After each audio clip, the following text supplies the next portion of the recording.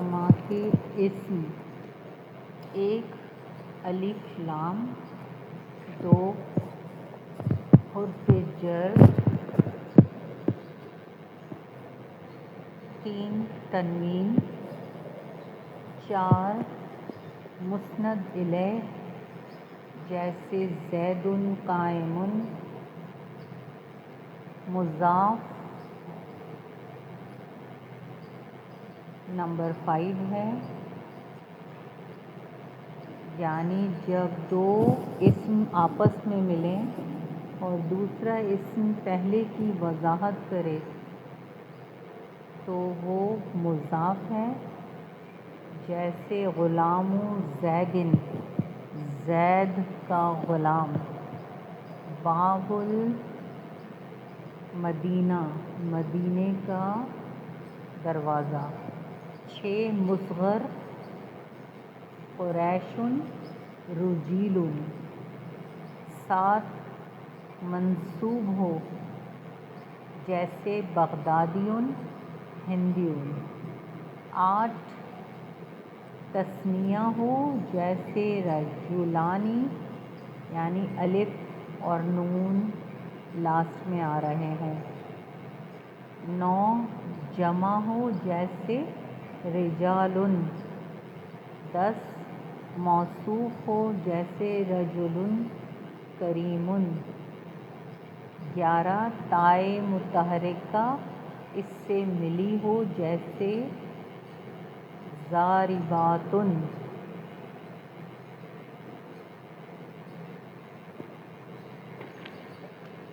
علامات فعل: وہ لفظ جس کے شروع میں قد آئے، جیسے قد ضرب، بے شک اس نے مارا، جس کے شروع میں سین ہو، جیسے سیضرب، قریب ہے کہ مارے گا وہ، سوف نمبر 3 ہے، جس لفظ کے شروع میں سوف ہو، یعنی جیسے سوف یضرب، قریب ہے کہ مارے گا وہ، نمبر 4 حرف جزم داخل ہو جیسے لم یضرب، نمبر 5 ضمیر متصل ہو جیسے ضربت، 6 آخر میں تائے ساکن ہو جیسے ضربت، 7 امر ہو جیسے اضرب، 8 نہیں ہو جیسے لا تضربوا۔ علامات حرف کی یہ علامت ہے کہ اس میں اسم و فعل کی علامت نہ پائی جائے، اور حقیقت یہ ہے کہ کلام میں حرف مقصود نہیں ہوتا بلکہ وہ محض ربط کا فائدہ دیتا ہے، اور یہ ربط کبھی 2 اسموں میں ہوتا جیسے زید فی الدار، یا ایک اسم اور ایک فعل میں جیسے کتبت بالقلم، یا 2 فعلوں میں جیسے ازید ام اصلی۔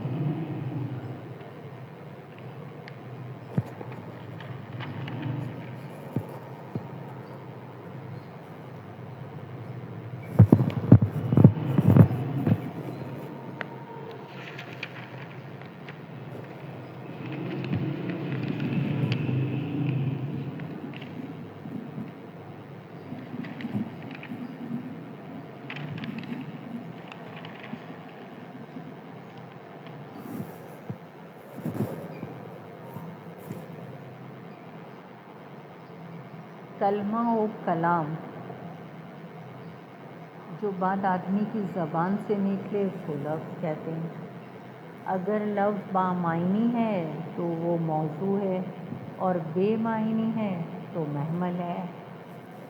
اب جو بامعنی ہے یعنی موضوع ہے، اس کی 2 قسمیں ہیں، مفرد مرکب مفرد ایک لفظ کو کہتے ہیں جو ایک معنی بتائے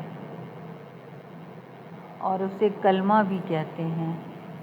اور مفرد یا کلمے کی 3 قسمیں ہیں: اسم، فعل، حرف. اسم وہ کلمہ ہے جس کے معنی بغیر دوسرے کلمے کے ملائے معلوم ہو جائیں اور اس میں تینوں زمانوں ماضی، حال، مستقبل میں سے کوئی زمانہ نہ پایا جائے، جیسے رجل، علم، مفتاح. اسم کی بھی 3 قسمیں ہیں: جامد، مصدر، مشتق. جامد وہ اسم ہے جو نہ خود کسی لفظ سے بنا ہو اور نہ اس سے اور کوئی لفظ بنتا ہو، جیسے رجل، فرس. مصدر وہ اسم ہے کہ جو خود تو کسی لفظ سے نہیں بنتا مگر اس سے بہت لفظ بنتے ہیں، جیسے نصر، ضرب. مشتق وہ اسم ہے جو مصدر سے بنا ہو، جیسے ضرب سے ضارب، نصر سے ناصر.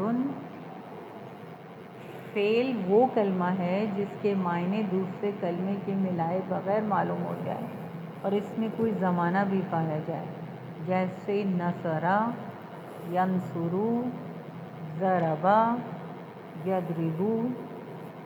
اب فعل کی 4 قسمیں ہیں: ماضی، مضارع، امر، نہیں.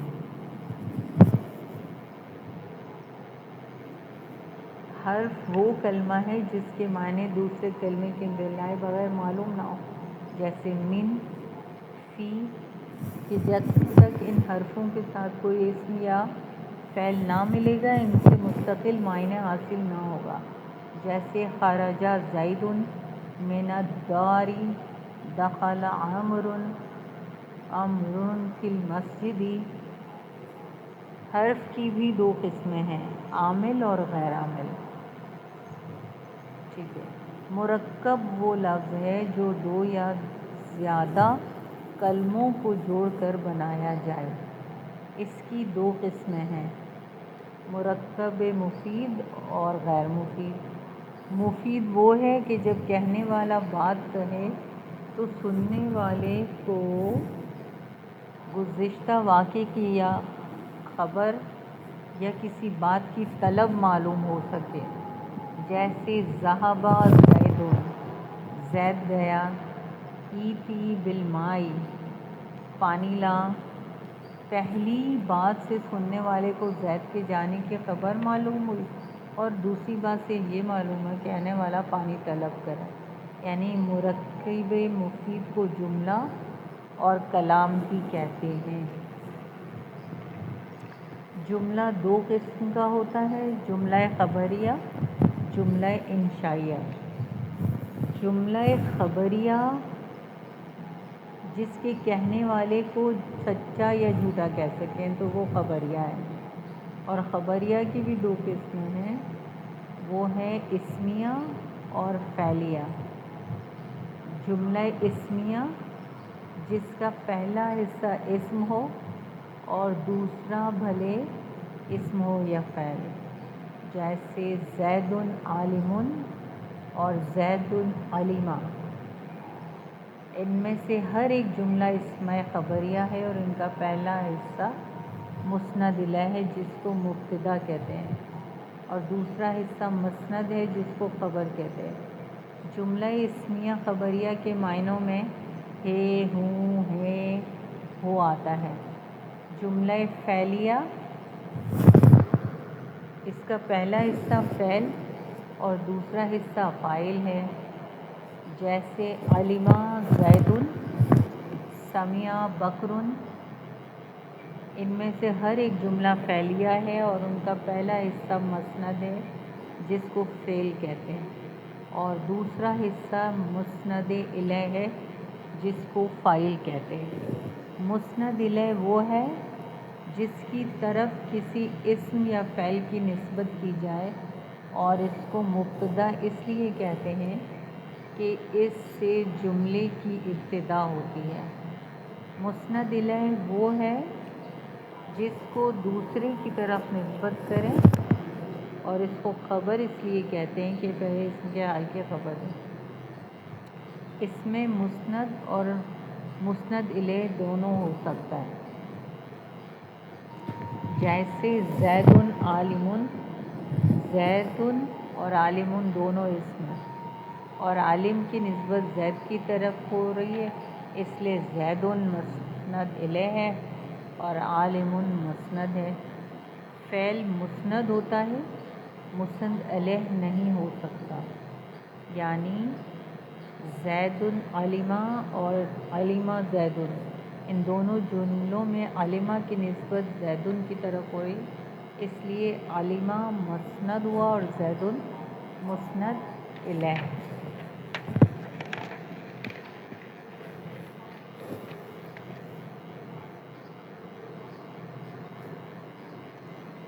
حرف نہ مسند ہوتا ہے نہ مسند الیہ۔ جملہ اسمیہ کی ترکیب اس طرح ہوتی ہے، جیسے زید مبتدا عالم، خبر مبتدا خبر مل کر جملہ اسمیہ خبریہ ہوا۔ اور جملہ فعلیہ کی ترکیب اس طرح ہوتی ہے، علمہ فعل، زید فاعل، فعل فاعل مل کر جملہ فعلیہ خبریہ۔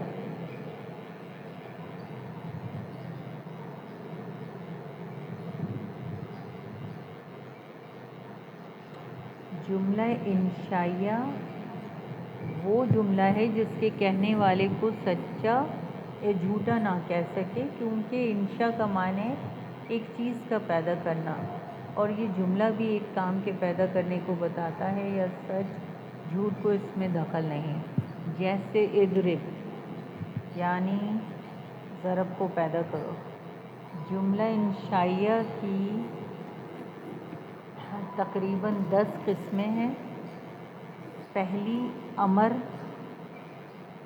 جیسے اضرب تم مارو، نہیں جیسے لا تضرب تم مت مارو۔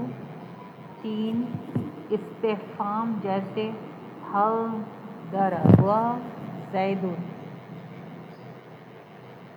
4 تمنی، جیسے لیتا زیدن حاضرن، کاش زید حاضر ہوتا۔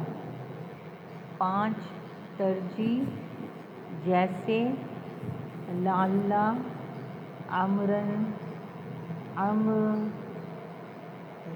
امرؤ غائب، امید ہے کہ امرؤ غائب ہوگا۔ 6 عقود یعنی معاملات، جیسے بیعت و اشتریت، میں نے بیچا اور میں نے خریدا۔ 7 ندا، جیسے یا اللہ۔ 8 عرض، جیسے الا تأتینی فأعطیک دینارا، تم میرے پاس کیوں نہیں آتے کہ تم کو اشرفی دوں۔ قسم، جیسے نمبر 9 قسم، جیسے واللہ لا اضربن زیدا، اللہ کی قسم میں زید کو ضرور ماروں گا۔ تعجب، نمبر 10 تعجب، جیسے محاسنہ، وہ کتنا حسین ہے۔ احسن بہ، وہ کس قدر حسین ہے۔ مرکب غیر مفید وہ ہے کہ جب کہنے والا بات کہہ چکے تو سننے والوں کو اس بات سے کوئی فائدہ، خبر یا طلب کا حاصل نہ ہو۔ مرکب غیر مفید کی 3 قسمیں ہیں، مرکب اضافی، مرکب بنائی، مرکب منع صرف۔ مرکب اضافی وہ ہے جس میں ایک اسم کی اضافت نسبت دوسرے اسم کی طرف ہو۔ جس کی اضافت ہوتی ہے اس کو مضاف، اور جس کی طرف اضافت ہوتی ہے اس کو مضاف الیہ کہتے ہیں۔ جیسے غلام زیدن، غلام زیدن میں غلام کی اضافت زیدن کی طرف ہو رہی ہے، تو غلام مضاف اور زیدن مضاف الیہ ہے۔ نمبر 2، مرکب بنائی وہ ہے کہ دو اسموں کو ایک کر لیا اور ان دونوں میں کوئی نسبت اضافی یا اسنادی نہ ہو، نیز پہلے اسم کو دوسرے کے ساتھ ربط دینے والا کوئی حرف ہو، جیسے احد عشرہ سے تسعۃ عشرہ تک کہ اصل میں احد و عشرون اور تسع و عشرون۔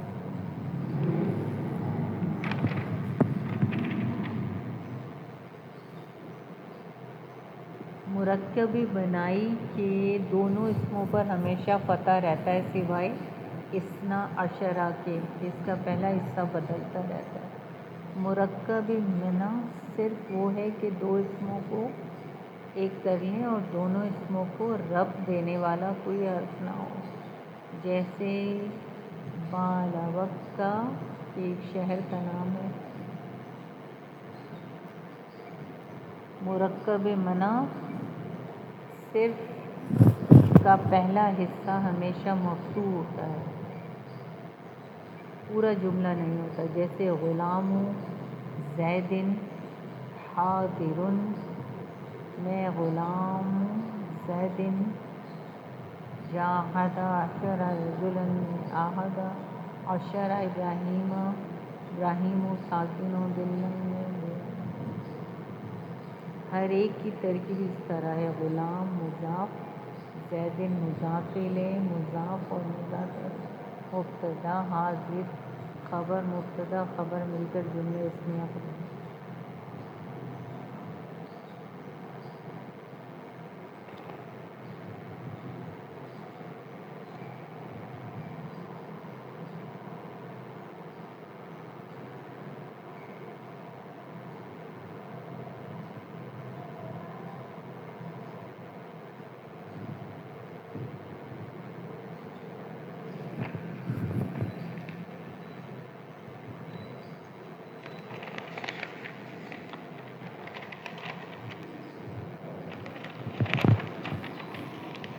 معرب و مبنی: معرب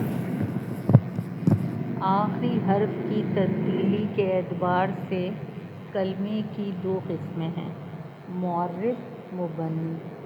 معرب جس کا آخری حرف ہمیشہ بدلتا رہتا ہو، پس جس سبب سے یہ تبدیلی ہو تو اس کو عامل کہتے ہیں، اور جو چیز آخری حرف سے بدلتی ہے اس کو اعراب کہتے ہیں۔ اعراب دو قسم کا ہوتا ہے: حرکتی جیسے ضمہ، فتحہ، کسرہ، حرفی جیسے الف، واو، یا۔ آخری حرف کو محل اعراب کہتے ہیں، جیسے جاء زیدن، اس میں جاء عامل ہے اور زیدن پر ضمہ ہے۔ رأیت زیدن میں رأیت عامل ہے اور زیدن پر فتح ہے، اور مررت بزیدن میں بی حرف جار عامل ہے اور زی پر کسرہ ہے۔ مبنی وہ کلمہ ہے جس کے آخری حرف کا اعراب تمام حالتوں میں یکساں رہتا ہے، یعنی عامل کے بدلنے سے اس کی آخری حرکت میں کچھ تبدیلی نہیں ہوتی، جیسے جاء ھذا، رأیت ھذا، مررت بھذا۔ ان مثالوں میں ھذا مبنی ہے کہ ہر حالت میں یکساں ہے۔ ایک شعر ہے: مبنیاں باشد کے مانند برقرار، معرب آں باشد کے گرد بار بار۔ مبنی وہ ہوتا ہے جو ایک ہی حالت میں برقرار رہے، معرب وہ ہوتا ہے جو بار بار بدلے۔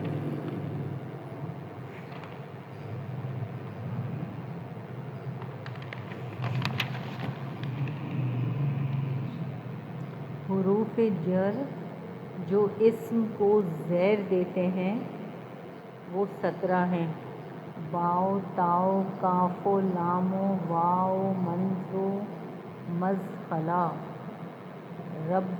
ربا، حاشا، من، الا، فی، ان، الا، حتی، الہ۔